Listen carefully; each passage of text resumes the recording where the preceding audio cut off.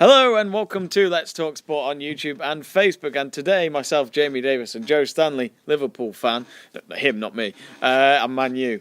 Just making that clear in case anyone is new to this. But obviously, we are going to discuss the Champions League preview of PSG versus Liverpool, which takes place on Wednesday night. That's from the top of my head. That's what I got written down. And it should be an interesting one. PSG, the kings of France against Liverpool, the wannabe kings of England.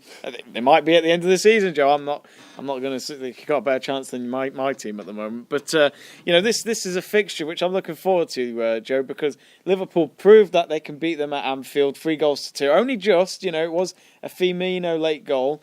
But with it being at Parc des Princes, I've been there. It's a loud stadium. Not an easy place to go to. Normally PSG win comfortably at that stage, win the league anyway. But if Liverpool want to prove that they can win this European Cup, it's matches like this they need to win. Yeah, of course. Obviously, the first game, Liverpool dominated the game for most of the game. They had that short 15-20 minute spell where PSG grew into the game and got their 2 goals.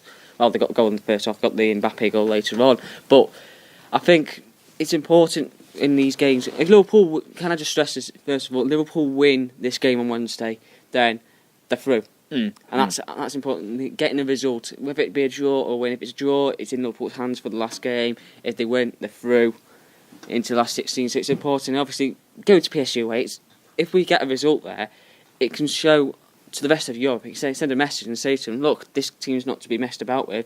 You showed it last season. They made the final, right? They lost to Madrid in the circumstances that we lost, so let's leave it at that. And then if they can get the result to PSG, it says to the rest of Europe they're going to be trouble again. They're going to be a fighting force in this competition again.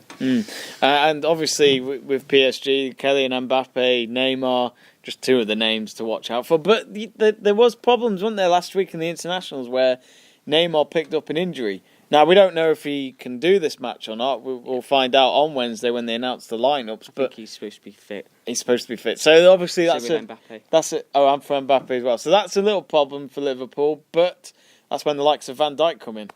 I suppose with them having the knocks, I think if a Liverpool player leaves a little bit of something on them early on, let them know they're there. We'll see what I'm sure happens. Van Dijk might do that. Just nothing to get themselves booked or sent off. Let's just go that way. Just let them know they're there. And I think Virgil van Dijk has been key for Liverpool. As everyone knows, since he came into Liverpool in January, Liverpool's defence has improved dramatically, and then we've had a couple of games where he was out injured. He is a leader. I think that's what we're learning. He's shown that at Netherlands as well.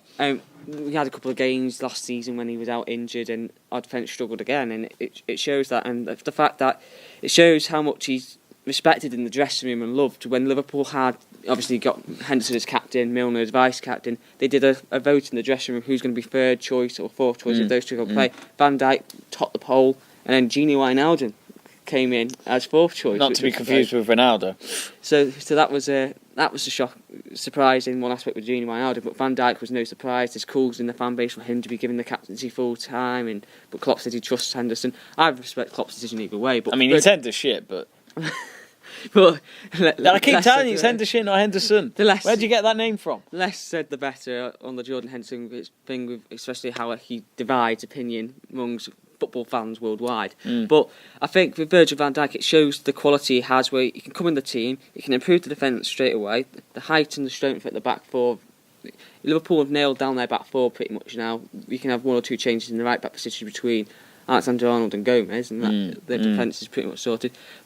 He's improved defensively, he's organisation, the leader. He can take the captaincy when the other 2 aren't playing, and everyone gets behind him in the team. And it's the great support. I went to Melwood early on in the year just after he'd signed, a couple of weeks after he'd signed, and it was like how he'd already gelled with the teammates. It was like with Danny Ward, when I was talking to Danny Ward, coming up behind Danny Ward doing the old bunny ears thing, and you can see pictures of that on my social media. It was just the team spirit that he's already got, the way he just gelled in straight away and stuff. And when I said to him, welcome to Liverpool Football Club, he said, thanks buddy, it's great to be here. It's just, you can tell he wants to be at Liverpool and the joy. But back on the match, obviously Mbappe, Cavani, Neymar, it'll be battle between our front 3 and their front 3. And them 3 normally score in every game as well, so that's going to be tough. Yeah, well, Mbappe's goal at Anfield, the way that Neymar made the run and then played that beautiful sweeper ball through to Mbappe, just slotted it past Alisson with the calmness of a veteran. It was unbelievable, the play the link-up play of the front three, because obviously it's all right hearing about it and then seeing it on TV, but it's completely different live. And I think it's going to be the battle of the front threes this game. Will it be Cavani, like I said for the first one, Cavani, Neymar and Mbappe that will come out on top, or will it be Salah, Mane and Firmino? Interesting. It's going to be interesting. I'm looking, just when you say that, it does build up a very exciting game for Wednesday night. But Joe, the most important thing now from you is your very well biased prediction. Well, one thing's telling me it'll be a 2-2 draw. But the red in me is saying a 2-1 Liverpool win. If Liverpool win, are they through? If Liverpool win, what if they draw, is it still... draw, it goes down to the last game against Napoli, where we'd have to win. And that's at home, isn't it? Yeah, we'll have to have a 0-0 draw or 2-0 win, depending Okay, so you're going to go 2-2? 2-2 draw. Oh. I think Salah will score for Liverpool, and Firmino has got his scoring boots back on after the weekend. And then I think Mbappe and Cavani for PSG. Just got the feelings. I'm going to go for a 2-1 win for PSG, I'm afraid, Joe. I wouldn't expect anything less from him, mate.